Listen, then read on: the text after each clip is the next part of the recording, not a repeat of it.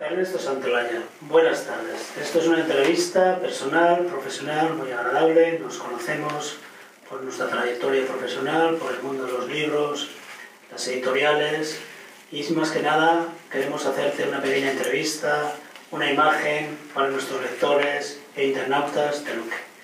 La primera pregunta es muy sencilla. ¿Quién es Ernesto Santolaya, que ha recorrido mucho en el mundo del libro? Pues un día mirándome al espejo, con esa sonrisa que a todo el vendedor nos ha dado el mundo para poder seducir y que el que está enfrente confíe en ti, me vi ante el espejo afeitándome y decidí dejarme la barba. Porque a partir de ahora voy a hacer otra cosa, pero la pregunta era el qué. Muy bien. Y entonces mi gran capacidad para el análisis de mercado llegó a una conclusión diabólica.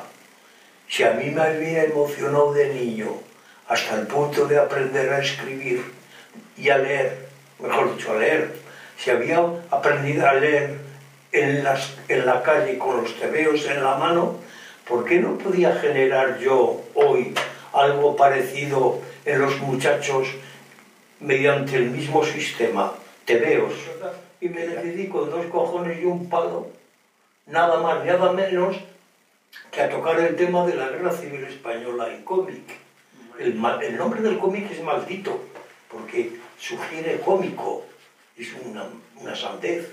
Son historias que uno selecciona y que pueden tener la profundidad que el guionista y el historiador hayan decidido que tiene y la espectacularidad que el ilustrador con su capacidad sean capaces de darle. Y a partir de eso, pues fui eligiendo a los mejores, explicándoles la aventura, explicándoles la historia y pensar que se sumaran a este proyecto concreto. Luego vendría otro, y luego otro, y luego otro, pero recurrí siempre a los mejores, con la intención de que al ser los mejores, pues aquello pudiera vender. Los lectores identificamos a Icusader como una editorial del mundo del cómic o de los subcómics, pero también es verdad que luego has ido publicando mucho ensayo, narrativa de calidad, española, contemporánea, extranjera.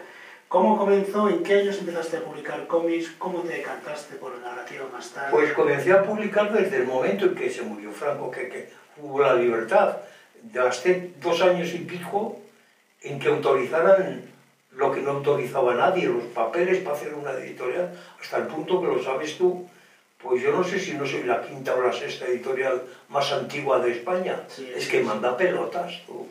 Al final, una editorial como esta, que es el Tipidium Sus, ¿no? Con 3 varas de fresno y unas pieles de búfalo encima, pues resulta que has aguantado, ¿no? Claro. Y entonces el cómic me dio mucho de sí, muchas satisfacciones, me sentía a gusto haciendo todo. ¿Has sido un editor concienzudo, con cierta lógica, o te has guiado más que nada por tus propias pasiones, como por ejemplo conocer a Michel del Castillo, publicar Etanguy porque en su momento te gustó un libro, o eres de esos editores que todavía recibes manuscritos, que la gente se pone en contacto contigo, va seleccionando? ¿Cuál es tu olfato como editor? ¿Cuál fue tu...? Bueno, originales me han mandado más de uno, al principio más que después.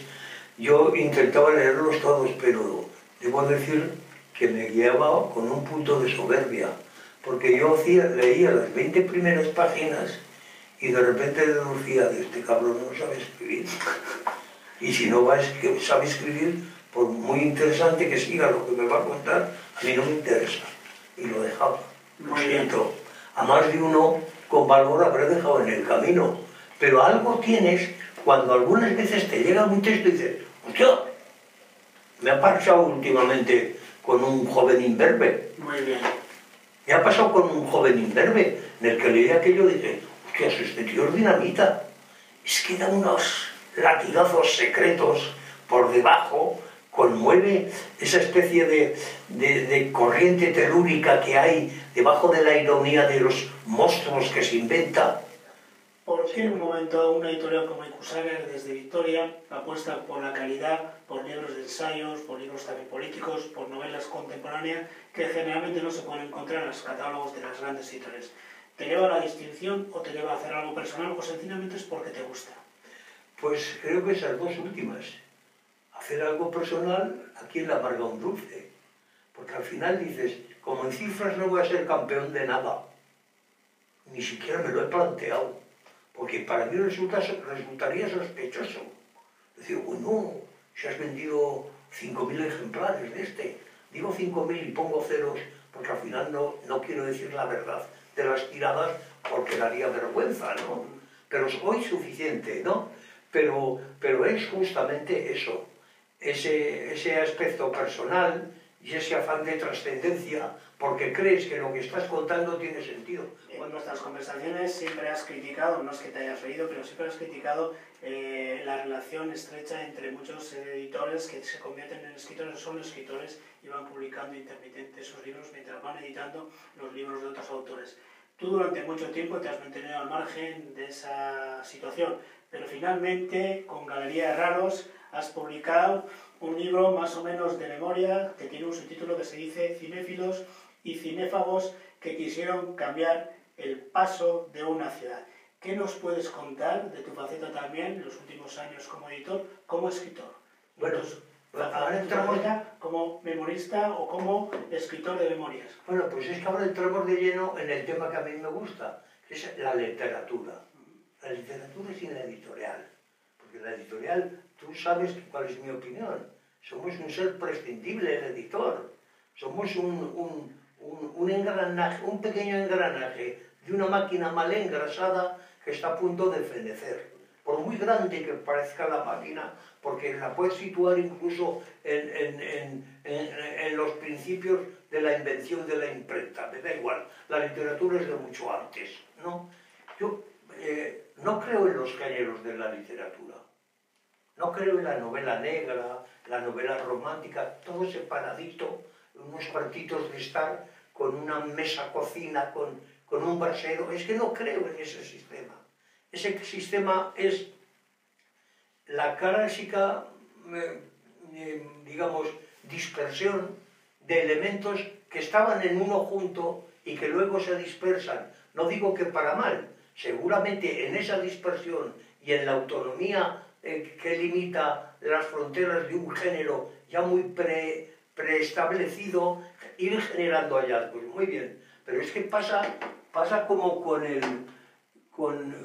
cuando miras en el microscopio y observas cómo aquella gota se rompe, se distribuye, se esparce y luego se vuelve a juntar. Hay un momento estelar en la novela que sin duda ninguna está en el Quijote.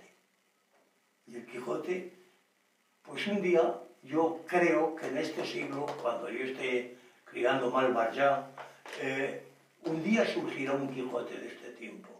Porque es que al final, si analizas, el Quijote fue una especie de salida de banco de un escritor cultista que no le hacía caso ni el difunto Dios.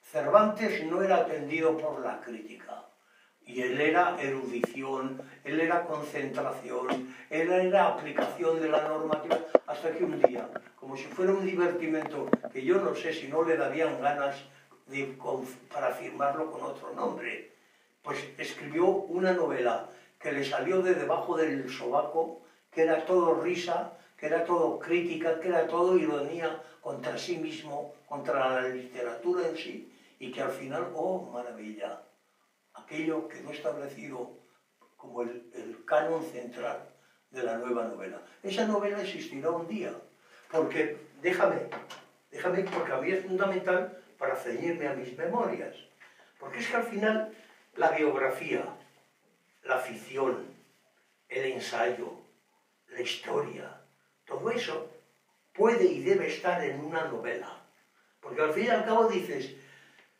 el que escribe es un caníbal.